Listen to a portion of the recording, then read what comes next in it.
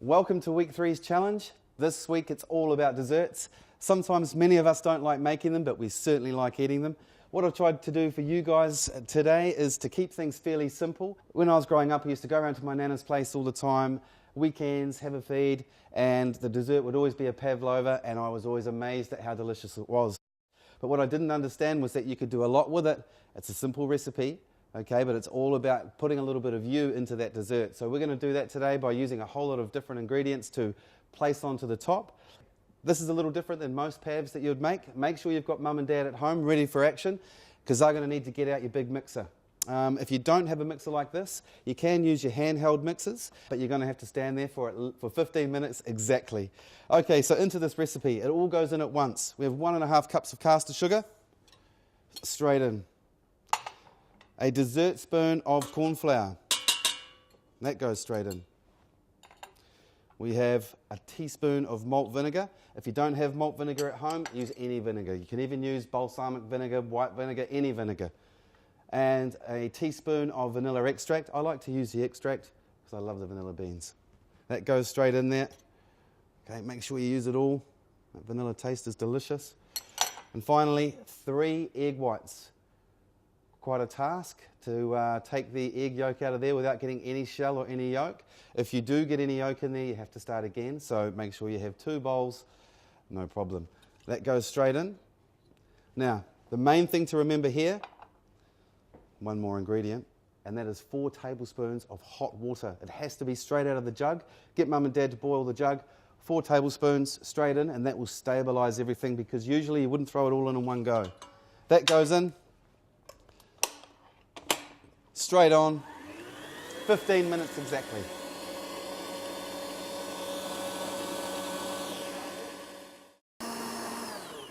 Rightio, it's been 15 minutes, so time to check.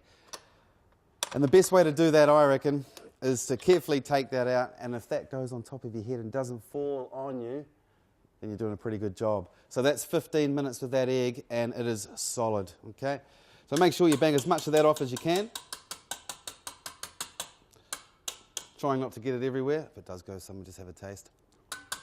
Oh, you're going to love that. Okay, put that somewhere really safe, because you're probably going to want to have a little bit of a lick on that in a minute. So I'm just going to sit mine there. Rightio. Now when you look in the bowl, it is extremely thick. Now what I want you to know at home, or to do at home, is the most important thing is you want the pav to be quite high. So in order for that to happen, you need to pile it as high as you can. But if you want to do something a little different, you could maybe even put it into a piping bag and pipe some smaller Pavlovas. It's completely up to you. I want you to inspire me with some of your great ideas. So to get this onto here, I want to make sure I come right from the outside. You don't want to waste any, okay? And then it gets piled right in the center like so. Now, you don't want to push it down too much, because you need to keep that height. And you can see there, it's going to be awesome. A little bit more on top. Okay, now I've preheated the oven to 150 degrees. Okay, 150 degrees. Now you want to put it in the bottom to middle of the oven, okay, for 35 minutes. Now after that 35-minute period, okay, as soon as it's had 35 minutes, you turn the oven off and you leave it in there, preferably overnight. If you don't think you can wait till overnight, make sure you cook one in the morning, and you can leave it in there for 2 or 3 hours until it starts to cool. That'll stop it from sinking and cracking. Rightio, straight in the oven.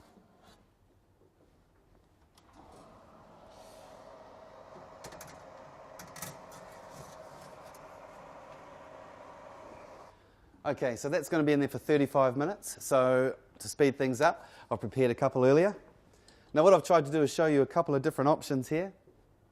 Okay, obviously the first one, I've just lumped that straight in. These ones here, I've piped from the bag, and I've given them a bit of a swirl pattern. I think that's not quite good, but it's going to be quite difficult to decorate. And then these ones, I let the mix sit for 1 hour just to see if it would actually still work. And I think these ones have turned out the best, because that's going to have a really delicious marshmallow centre, and it's really easy to decorate. Now, this is where I put a little bit more expectation onto you guys, because we all know what we like to put on top of a pav, so I want you guys to inspire me and put on some toppings that you really like. Take some great photographs, upload them. I'd love to see them, even put them on my Facebook. Okay, so just to quickly show you, I've got some pretty simple ingredients here. Okay, if I was serving this for the family, that would just go out on a platter, but let's just do one to show you. Right, decorating time, my favourite part of the whole dessert. I'm not going to decorate the big family one there, I'm just going to do an individual one, because I want you to inspire me with your ideas. So, one meringue straight into the centre. Okay, I've got some beautiful cream here. Cream always first. You can see how lush that is. It's not over whipped, it holds its shape. Absolutely beautiful. Okay, this time I'm thinking raspberries and chocolate are so delicious. So these are just a few frozen berries. Okay, they're absolutely beautiful. They're snap frozen. They keep in their freshness.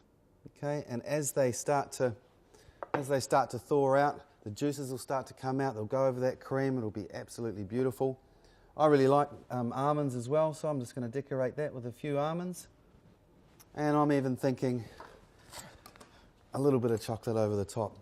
Now, if you think this looks impressive, I want you to give it a go. Not only give it a go, I want you to take some decent photographs, upload them because I want to see your designs. If you want the recipe, go straight onto the website, download the recipe, get mum and dad to give you a hand. They are delicious, they're fail safe, enjoy it. Cheers.